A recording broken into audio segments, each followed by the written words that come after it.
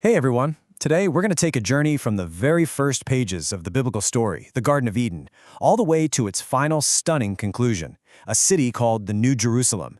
And I'm telling you, this vision might just flip everything you thought you knew about the end of the world. So let's just dive right in with a big question. What if the end of the world wasn't actually an ending at all? What if it was really a new beginning?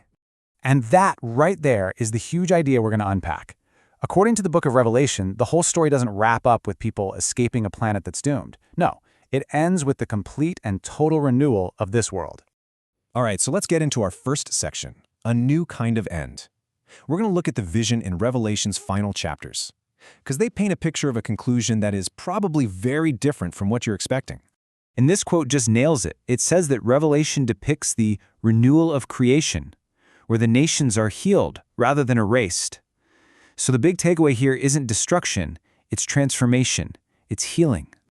But to really get why this solution is so revolutionary, we have to go back and look at the ancient problems it's designed to solve. These are the huge cosmic conflicts that set the stage for the story's grand finale. Okay, first up, this whole idea of the sea. Now, when the Bible says the sea was no more, it's not talking about getting rid of the Pacific Ocean. No. In ancient thinking, the sea was this powerful symbol for everything that was wrong with the world.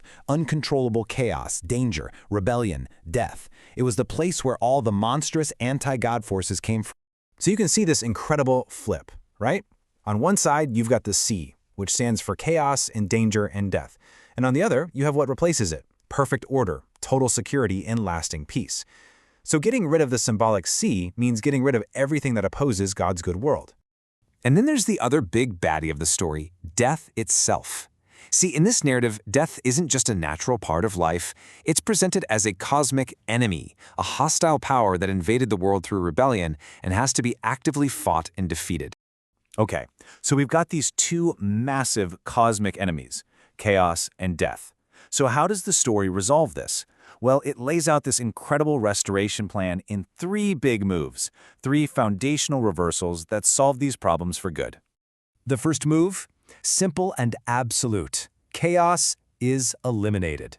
Once that symbolic sea is gone, all the forces of rebellion and disorder that have caused so much pain, they're just gone. There's no place left for them to exist. The second reversal is just as final. Death is destroyed. And it's not just beaten back for a little while. The text says death itself gets thrown into the lake of fire, which is a symbolic way of saying this enemy is totally, permanently wiped from existence.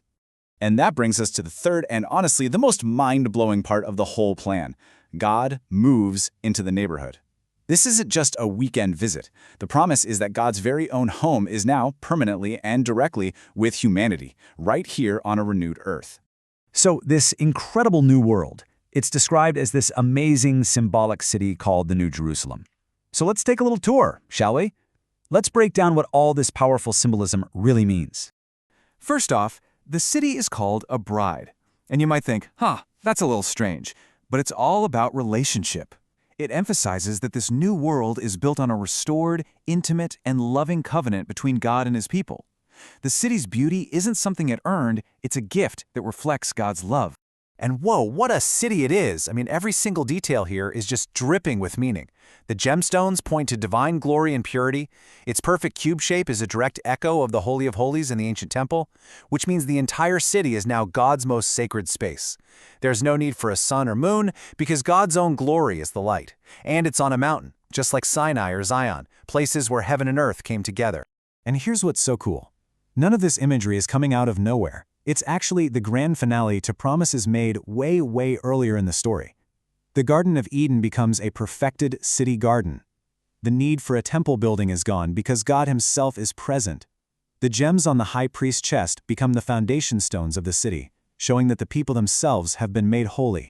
This really gets at a key theme. This isn't just hitting the reset button to go back to Eden. It's an upgrade, a massive one. The river of life and the tree of life from the garden are back, but now they're perfected on a global scale.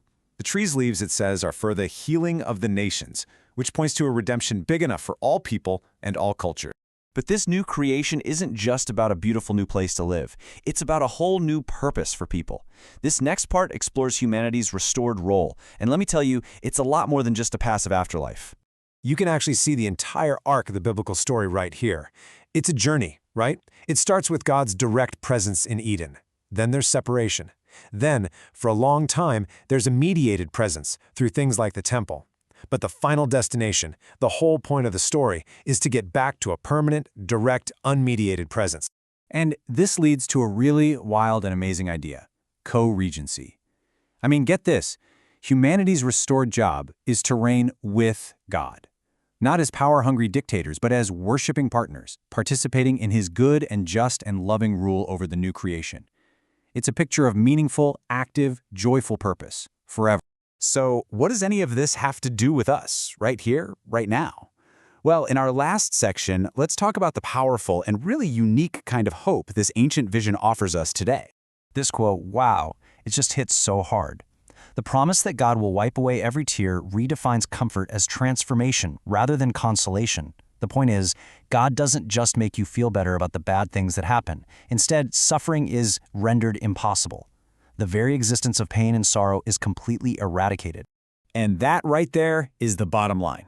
This is the big takeaway. The biblical hope is not about getting off a sinking ship. It's about God coming down to fix the ship, to heal and transform this world, making it the permanent, beautiful home for God and humanity to live together. So I'll just leave you with this question to chew on. If our ultimate hope is really about healing this world, not ditching it, well, what does that change about how we live our lives, right here and now?